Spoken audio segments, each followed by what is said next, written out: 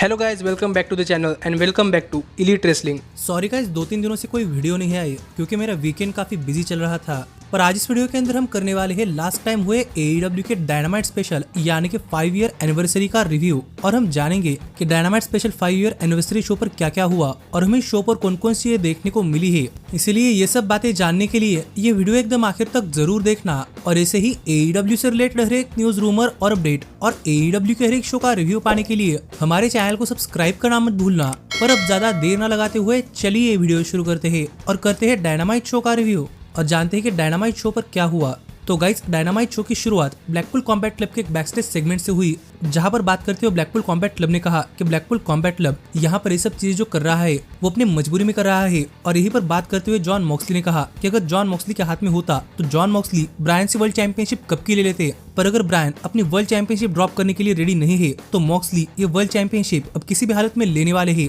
जो बातें John Moxley ने कही। और इस बैकस्टेज सेगमेंट से डायनामाइट शो की शुरुआत हो चुकी थी, जहां पर इस सेगमेंट की शूटिंग स्टाइल भी काफी जबरदस्त रही। पर इसके बाद शो ऑफिशियली स्टार्ट हुआ और हमने शुरुआत में ही देखा कि यहाँ पर काइल फ्लेचर और ऑस्प्रे बैकस्टेज में बातें कर रहे थे। पर इतने में यहाँ पर डॉन कैलस आ गए और डॉन कैलस ने ऑस्प्रे से कहा कि काइल फ्लेचर और ऑस्प्रे को जाना है, लेकिन उनके लिए वो कुनुस्के तकित्सा को इस वीक डायनामाइट शो पर छोड़कर जाने वाले हैं। तो देखने के लिए मजा आने वाला था कि अब आगे क्या होता है, क्योंकि इन दोनों के बीच में चीजें थोड़ी फार हीटेड चल रही थी। पर इसके बाद हमें शो का ओपनिंग मैच देखने को मिला, जहां पर हमें ऑस्प्रे अपनी इंटरनेशनल चैंपियनशिप रिकोचेट के खिलाफ डिफेंड करते हुए दिखाई दिए। और जैसे ही ये ड्रीम मैच शुरू हुआ वैसे हमें इस मैच के अंदर काफी जबरदस्त मूव्स देखने को मिले हैं। और फिर एक बार ऑस्प्रे और रिकोचेट ने दिखा दिया है कि क्यों वो हाई फ्लाइंग रेसलिंग स्टाइल की बादशाह है, क्योंकि इस मैच के अंदर हमें ऐसी ऐसी चीजें देखने को मिली है जो कि हम नॉर्मली काफी सारे मैचेस पे नहीं देखते। जिस बीच ऑस्प्रे और रिकोचेट दोनों एक दूसरे पर अपने अच्छे खासे मूव्स लगाने के लिए जाते हुए दिखाई दिए, पर दोनों को एक दूसरे के मूव्स के काउंटर्स भी आते थे, जिस वजह से मैच देखने के लिए काफी मजा भी आ रहा था। और यहीं पर एक टाइम के लिए ऑस्प्रे ने रिकोचेट पर एक पारंपरिक ऑस कटर भी लगा दिया, जो कि इस मैच की काफी अच्छी मोमेंट रही। जिसके बाद से इस मैच के अंदर ऑस्प्रे थोड़ी फार डोमिनेट करते हुए दिखाई दिए, जिस बीच वो हिडन ब्लेड के लिए गए, पर रिकोचेट ने इसे रिवर्स कर अपने हिडन ब्लेड के अंदर कन्वर्ट कर लिया, जो कि एक काफी जबरदस्त मूव रही। लेकिन इसके बावजूद भी ऑस्प्रे ने यहाँ पर किक आउट कर दिया और हमें यहाँ पर काफी जबरदस्त बैक एंड फोर्थ एक्शन देखने को मिल रहा था और क्राउड भी काफी वाइल्ड हो रहा था। लेकिन इसी बीच ऑस्प्रे ने रिकोचेट पर एक हिडन ब्लेड लगा दिया, पर जब उन्होंने रिकोचेट को कवर किया तो यहाँ पर एक तरीके से डबल कवर हुआ और यहाँ पर डबल पिनफॉल के जरिए यहाँ पर ये मैच एक ड्रॉ के अंदर खत्म हुआ। और जस्टिन रॉबर्ट्स अनाउंस कर ही रहे थे कि मैच ड्रॉ के अंदर खत्म हुआ है, कि यहीं पर ऑस्प्रे और रिकोचेट दोनों ही मैच रिस्टार्ट करने के लिए कह रहे थे और टोनी खान की तरफ से यहाँ पर इंस्ट्रक्शन मिले। और यहाँ पर मैच फिर एक बार रिस्टार्ट हुआ, जहाँ पर ये दोनों फाइट कर ही रहे थे और ऑस्प्रे ने रिकोचेट पर हिडन ब्लेड लगा ही दिया था। कितने में यहाँ पर कनुस्के तकित्सा ने आकर ऑस्प्रे और रिकोचेट दोनों पर अटैक कर दिया, जिस वजह से ये मैच एक डिस्क्वालिफिकेशन के अंदर खत्म हुआ। पर यहाँ पर हम देख पा रहे थे कि तकित्सा ने इंटरनेशनल चैंपियनशिप उठाकर क्लियर कर दिया कि वो इंटरनेशनल चैंपियनशिप के लिए आने वाले हैं और वो फाइनली ऑस्प्रे पर भी टर्न हो चुके हैं। तो देखने के लिए मजा आएगा कि आगे इनके बीच में क्या होता है। पर इसके बाद हमें रेने पेकेट बैकस्टेज में मर्सिडीज मोने का इंटरव्यू लेते हुए दिखाई दी, जहां पर बात करते हुए मोने ने कहा कि डायनामाइट शो की 5 ईयर एनिवर्सरी है और यहाँ पर डायनामाइट शो के बेस्ट मोमेंट्स दिखाना चाहती है। जहां पर हमने देखा कि इस वीडियो पैकेज के अंदर सिर्फ वही थी और उन्हें कहा कि वो डायनामाइट शो पर जब भी होती है वो डायनामाइट शो की बेस्ट मोमेंट होती है। जहां पर मर्सिडीज मोने ये बातें कर ही रही थी कि हमने देखा कि MVP यहाँ पर आ गए और यहाँ पर MVP ने मर्सिडीज मोने को अपना बिजनेस कार्ड दे दिया और कहा कि अगर उन्हें और भी जबरदस्त बनना है तो उन्हें कॉन्टैक्ट करे। तो देखने के लिए मजा आएगा कि आगे इनके बीच में क्या होता है। लेकिन इसके बाद हमें शो पर रेने पेकेट गन्स का बैकस्टेज में इंटरव्यू लेते हुए दिखाई दी, जहां पर गन्स जूस रॉबिन्सन के मैच के बारे में बात कर रहे थे। लेकिन इतने में हैंगमैन पेज ने यहाँ पर आकर स्टील चेयर से गन्स पर अटैक कर दिया, जिससे कि हम समझ पा रहे थे कि हैंगमैन पेज यहाँ पर जूस रॉबिन्सन की हर एक मदद कट ऑफ करना चाहते थे। पर इसके बाद हमें शो पर बिग बिल आते हुए दिखाई दिए, जिन्होंने जेरिको को इंट्रोड्यूस किया और यहाँ पर क्रिस जेरिको आ गए। और यहाँ पर आकर सबसे पहले क्रिस जेरिको ने डायनामाइट शो के 5 ईयर एनिवर्सरी पर सभी को कॉन्ग्रेचुलेट कहा और सबको जेरिको को थैंक यू करने के लिए कहा, क्योंकि अगर जेरिको नहीं होते तो डायनामाइट शो 5 ईयर एनिवर्सरी भी कंप्लीट नहीं कर पाता। और जेरिको के इन कमेंट्स पर उन्हें थैंक यू जेरिको के चैट्स भी मिले। लेकिन यहीं पर बात करते हुए जेरिको ने कहा कि जेरिको यहाँ पर एक इंपॉर्टेंट चीज के लिए आए हैं और वो ये है कि Jericho ring of honor world championship के लिए चैलेंज करना चाहते हैं और इसीलिए वो यहाँ पर मार्क ब्रिस्को को कॉल आउट करते हैं। जिसके बाद मार्क ब्रिस्को भी यहाँ पर आते हैं और यहाँ पर आकर बात करते हुए मार्क ब्रिस्को ने जेरिको को ROH वर्ल्ड चैंपियनशिप मैच देने के लिए हाँ कह दी।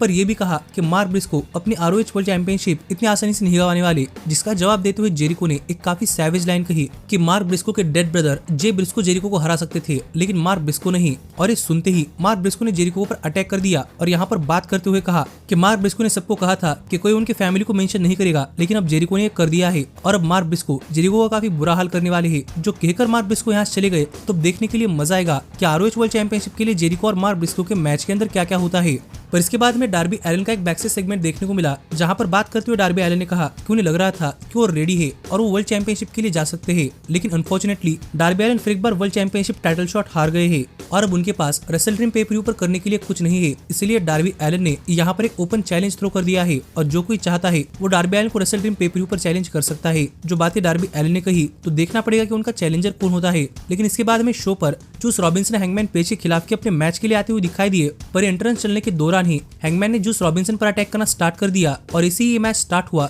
जहां पर मैच शुरू होने से पहले ही ये दोनों ही सुपरस्टार्स एक दूसरे पर अटैक करे थे, जहां पर क्राउड के अंदर भी गए। लेकिन जैसे रिंग के अंदर आए वैसे ये मैच ऑफिशियली स्टार्ट हुआ और हमें दोनों ही स्टार्स की तरफ से अच्छे खासे मूव्स भी देखने को मिले। और गाइस ये मैच भी एक देखने लायक मैच रहा है, जहां पर ये मैच काफी एक्स्ट्राऑर्डिनरी तो नहीं था, पर इस मैच ने फैंस का इंटरेस्ट बनाकर रखा था। और यहीं पर इस मैच के आखिरी पॉइंट्स पर हमने देखा कि यहाँ पर हैंगमैन पेज ने जूस रॉबिन्सन पर रेफरी के पीठ पीछे एक लो ब्लो लगा दिया और उन पर अपना फिनिशर बकशॉट लैरिएट लगाकर उन्हें पिन कर हैंगमैन पेज ने मैच काफी आसानी से जीत लिया। पर यह मैच खत्म होने के बाद भी हैंगमैन पेज ने अपना बेल्ट लेकर जूस रॉबिन्सन को स्ट्रैंगल करना स्टार्ट कर दिया, जो देखकर यहाँ पर जे व्हाइट ने आकर हैंगमैन पेज पर अटैक करना स्टार्ट कर दिया। और इस तरीके से जे व्हाइट का AEW के अंदर रिटर्न भी हो चुका है, जहाँ पर उन्होंने हैंगमैन पेज को एक टेबल के थ्रू भी फेंक दिया। तो अब देखने के लिए मजा आएगा कि जे व्हाइट अब वापस आ चुके हैं। तो क्या अब हमें आगे जे व्हाइट और हैंगमैन पेज के बीच में कोई स्टोरी देखने को मिलती है या नहीं, क्योंकि अगर ऐसा होता है तो ये जे व्हाइट के लिए काफी जबरदस्त साइन है। लेकिन इसके बाद में शो पर रेने पैकेट बैकस्टेज में जंगल बॉय जैक पेरी का इंटरव्यू लेती हुई दिखाई दी और वो जैक पेरी से बात करती। इससे पहले ही हमने देखा कि कैट्सुरी शिबाटा ने यहाँ पर आकर जैक पेरी को TNT चैंपियनशिप के लिए रेसल ड्रीम पे-पर-व्यू पर चैलेंज कर दिया है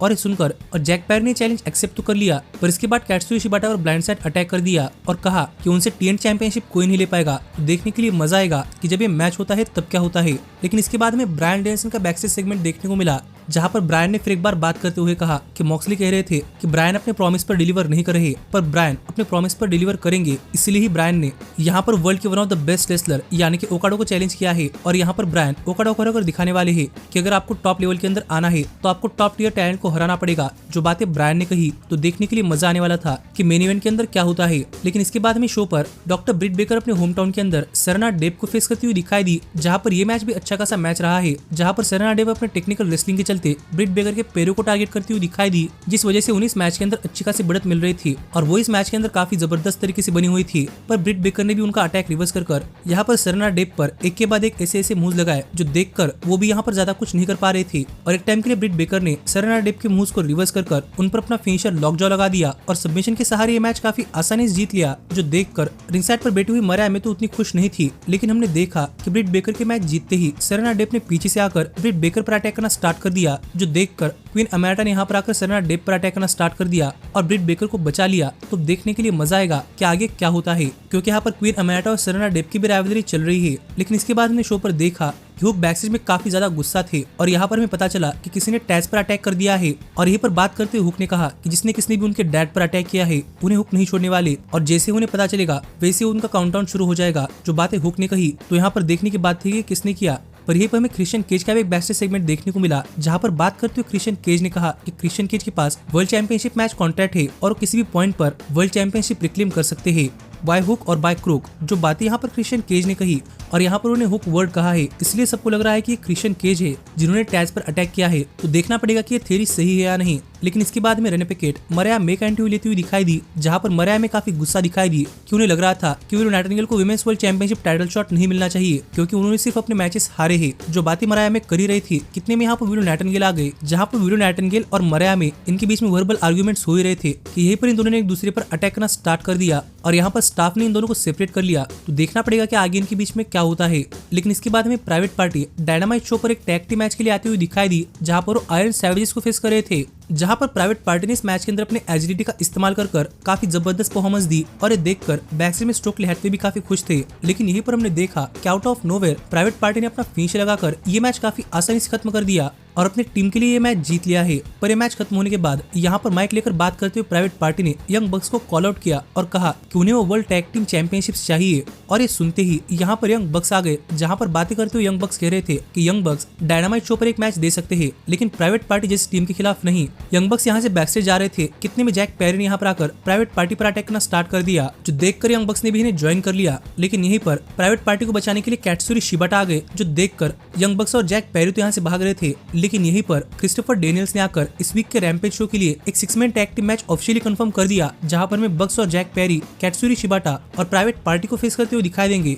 तो देखने को मजा आएगा कि उस मैच के अंदर क्या होता है। लेकिन इसके बाद में शो पर रेने पिकेट बैकस्टेज में MVP का इंटरव्यू ले रही थी, जहां पर MVP AEW कंपनी के अंदर आने के बाद अपने टाइम के बारे में बात कर ही रहे थे। कितने में यहाँ पर प्रिंस नाना आ गए और यहाँ पर बात करते हुए प्रिंस नाना ने कहा कि अगर MVP को लगता है कि प्रिंस नाना उनकी बुलिंग सहन करने वाले है तो ऐसा नहीं है, क्योंकि प्रिंस नाना भी एक रेसलर थे और अगर टाइम आएगा तो दोबारा से रेसलर बन सकते हैं। जो बातें प्रिंस नाना कर ही रहे थे कि यहीं पर MVP ने कहा कि ऐसा लग रहा है कि प्रिंस नाना कंप्लेन कर रहे हैं और वो कंप्लेंट्स नहीं लेते, कंप्लेंट्स लेता है वो। ये कहकर MVP ने यहाँ पर शेल्टन बेंजामिन की तरफ पॉइंट किया, जिस तरीके से शेल्टन बेंजामिन का भी AEW के अंदर डेब्यू हो चुका है। और यहाँ पर प्रिंस नाना भी काफी सरप्राइज थे। जहाँ शेल्टन बेंजामिन तो यहाँ चले गए, देखने के लिए मजा आएगा कि आगे स्टोरी के अंदर क्या होता है, क्योंकि अब शेल्टन बेंजामिन भी AEW के अंदर आ चुके हैं। लेकिन इस सब के बाद फाइनली टाइम हो चुका था शो के मेन इवेंट का, जहाँ पर हमें कॉन्टिनेंटल चैंपियनशिप और वर्ल्ड चैंपियनशिप मैच देखने को मिल रहा था। और यहाँ पर ब्रायन ओकाडा को फेस कर रहे थे, जहाँ पर मैच तो काफी जबरदस्त होता, लेकिन हम देख पा रहे थे कि मैच की शुरुआत में ही ओकाडा काफी संभल कर रेसल कर रहे थे, मानो को यहाँ पर टाइम वेस्ट कर अपनी कॉन्टिनेंटल चैंपियनशिप सेव करना चाहते हो। लेकिन इसी बीच हमें इस मैच के अंदर काफी जबरदस्त मूव्स भी देखने को मिले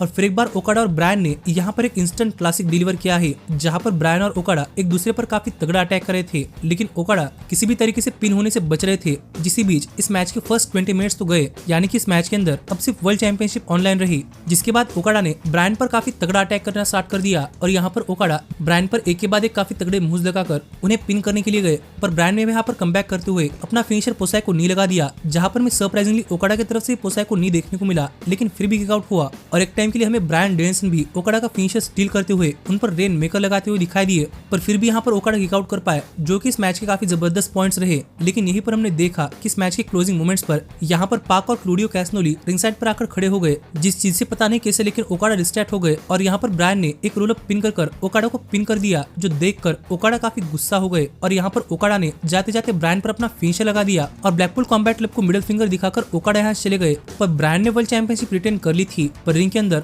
पाक और क्लूडियो ने ब्रायन को पकड़ कर रखा था। जितने में यहाँ पर जॉन मॉक्सली आ गए और ब्रायन से बात करते हुए जॉन मॉक्सली ने कहा कि क्या ब्रायन को अब तक समझ नहीं आ रहा, मॉक्सली को ये सब करना पड़ रहा है और ये सब ब्रायन के भले के लिए है। जो बात यहाँ पर मॉक्सली कर ही रहे थे, कितने में हमें यहाँ पर व्हीलर यूथा आते हुए दिखाई दिए, जिन्हें देखकर ब्लैकपूल कॉम्बैट क्लब रिंग छोड़कर भाग गया और व्हीलर यूथा एक हैमर लेकर मॉक्सली पर अटैक करना चाहते थे और यहाँ पर मॉक्सली भी यूथा को डेयर कर रहे थे कि वो उन पर अटैक कर दिखाए। इसी बीच ब्रायन ने मॉक्सली पर अटैक करना स्टार्ट कर दिया और यहाँ पर सबको रिंग के बाहर कर दिया और यहाँ पर माइक लेकर बात करते हुए व्हीलर यूथा ने कहा कि व्हीलर यूथा इस चीज से काफी थक चुके हैं कि ब्लैकपूल कॉम्बैट क्लब उन्हें एक बच्चे की तरह ट्रीट करता है, क्योंकि व्हीलर यूथा ब्रायन को कभी बैक करना नहीं छोड़ने वाले और वो नेक्स्ट वीक पाक और क्लूडियो वर्सेस व्हीलर यूथा और ब्रायन ये मैच चाहते हैं। जो बात यहाँ पर ब्रायन और यूथा ने कही और इन दोनों के चैलेंज थ्रो करते ही इस वीक का डायनामाइट शो ऑफ एयर गया, जो शो मुझे तो अच्छा खासा शो लगा है, पर आप मुझे कमेंट कर बताइए कि आपका इस शो पर क्या कहना है। पर ऐसे ही AEW से रिलेटेड हर एक न्यूज, रूमर और अपडेट और AEW के हर एक शो का रिव्यू पाने के लिए हमारे चैनल को सब्सक्राइब करना मत भूलना। लेकिन अब मैं मिलता हूँ आपसे अगली वीडियो के अंदर,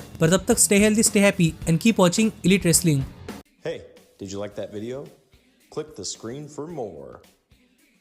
And where do you think you're going? Check out our official merchandise page and to support the entire cast. And thanks so much for being the elite. The elite, the elite. What, Nick, you're not going to sing it all with me this time?